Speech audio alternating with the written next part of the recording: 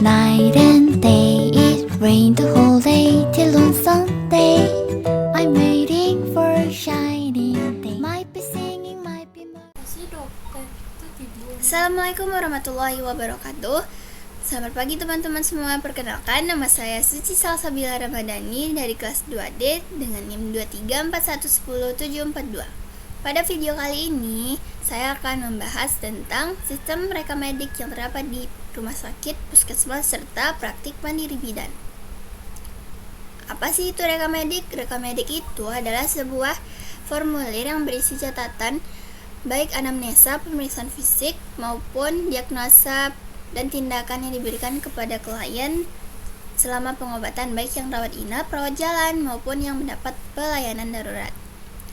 Apa sih tujuan reka medik itu? Tujuan reka medik terdapat dalam bagian. Yang pertama, terdapat di aspek administrasi, yang kedua di aspek medis, yang ketiga aspek hukum, yang keempat aspek pendidikan, yang kelima aspek penelitian, yang keenam aspek keuangan, yang ketujuh aspek dokumentasi. Oke, kita lanjut ke ruang lingkup reka medik. Di dalam ruang lingkup reka medik terdapat beberapa bagian. Yang pertama, penerimaan pasien, pencatatan atau recording, pengolahan data medis, penyimpanan berkas reka medis, peminjaman reka medis.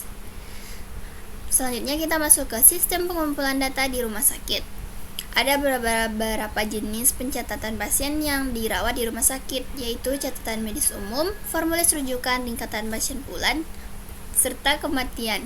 Catatan asuhan pada pasien dianalisis setiap 6-12 bulan sesuai dengan kebijakan rumah sakit tersebut. Nah, kita masuk ke catatan medis pasien yang terbagi menjadi dua bagian. Bagian pertama, terdapat catatan klien yang dirawat, meliputi alasan dirawat, riwayat penyakit, terapi yang diberikan, dan catatan lain seperti keadaan ibu dan keluarga. Sedangkan pada bagian kedua, yaitu pengamatan lanjutan selama dirawat, catatan harian pasien yang dibuat oleh dokter maupun bidan dan perawat di tempat tersebut. Selanjutnya, catatan klien pulang. Catatan ini berisi ringkasan klien yang berisi informasi tentang klien ataupun keluarga klien dan tenaga kesehatan yang memberikan perawatan terhadap klien tersebut. Selanjutnya, kita masuk ke kegiatan pelayanan reka medis di rumah sakit.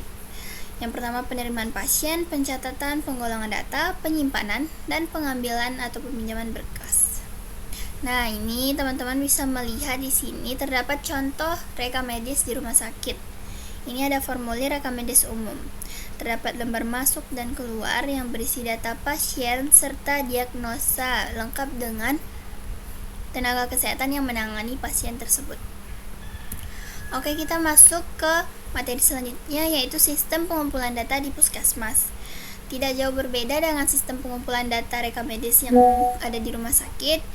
Di puskesmas terdapat yaitu penerimaan pasien dan pencatatan setiap unit pelaksanaan kesehatan yang ada di puskesmas tersebut, yang didokumentasikan sesuai dengan tindakan yang dilakukan kepada pasien tersebut. Lalu selanjutnya ada pengolahan data yang telah didokumentasikan yang akan dikoding serta diindexing. Dan yang keempat yaitu penyimpanan. Disimpan setiap hasil pemeriksaan dan pengumpulan data dengan kebijakan puskesmas tersebut. Nah, teman-teman bisa melihat di sini ada alur pelayanan puskesmas. Pasien datang terbagi menjadi pasien yang gawat maupun tidak gawat. Yang membedakannya, pasien gawat ini langsung diberikan tindakan baru didokumentasikan, sedangkan pasien yang tidak gawat dilakukan pendokumentasian terlebih dahulu baru dilakukan tindakan berikutnya. Oke, kita lanjut ke sistem pengumpulan data di praktik mandiri bidan. Bidan praktik mandiri adalah salah satu bentuk layanan kepada ibu hamil, balita, bayi baru lahir yang dilakukan oleh seorang bidan. Dalam melaksanakan tugasnya sebagai seorang bidan di PMB, diperlukan suatu sistem pencatatan sebagai bukti tanggung gugat atas kerja bidan tersebut. Pengumpulan data di PMB tercatat dalam beberapa formulir dan buku seperti buku KIA, lembar observasi, serta kartu anak, dan peserta KB. Nah, di sini teman-teman bisa melihat ini adalah contoh kartu ibu hamil yang ada di bidan. Dan ini ada kartu aseptor KB pada praktik mandiri bidan.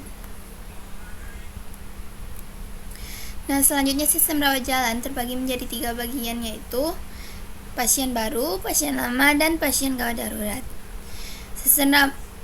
Sistem rawat inap, pasien yang memerlukan dibagi dalam 3 kelompok. Yang pertama pasien yang tidak urgent, yang kedua pasien yang urgent, dan yang ketiga pasien gawat darurat yang langsung diberikan penanganan. Selanjutnya ketentuan pasien rawat. Semua pasien yang dirawat diterima di sentral opname kecuali kasus darurat. Diagnosa penyakit harus tercantum dan menambahkan tanda tangan persetujuan dikirim oleh dari dokter ataupun UGD. Nah, sekian penyampaian materi pada video kali ini. Semoga teman-teman dapat mengerti apa yang saya sampaikan. Terima kasih telah menonton. Jangan lupa like, comment, and subscribe. Dah.